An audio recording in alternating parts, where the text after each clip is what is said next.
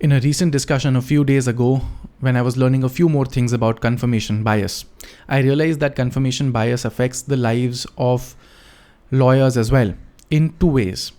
The first way is that whenever we see something being done in a particular way a couple of times, we assume that this is the only way things are done and that there is no other way possible.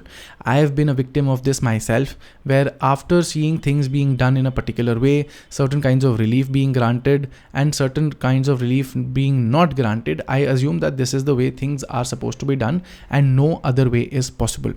I have to remind myself again and again on a lot of occasions that despite what I have seen, this cannot be the only thing which exists out there. And on a lot of other occasions, there must have been people who got out for the client things which I have not seen happen yet. Another way confirmation bias affects us lawyers is, especially during the pandemic times, these lockdown times, how much possible is it for an advocate to do well for himself or herself. Now, even here, it is also relevant to see what kind of company do you keep.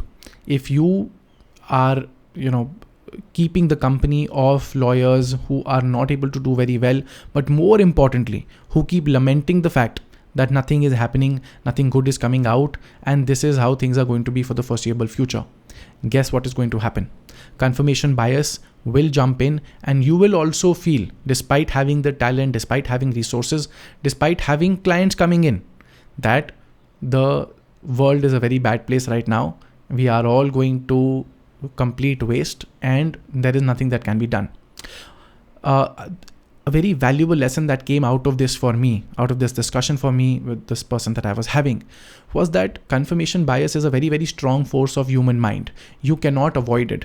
So rather than thinking that confirmation bias needs to be avoided and I have to look at things more objectively, I would say, based again on this lesson that I learned, that it is better to embrace confirmation bias to your advantage and say that if I have a situation in front of me regarding a client, that there must be something that can be done for the client in this particular scenario to get the relief for the client, to get justice for that client.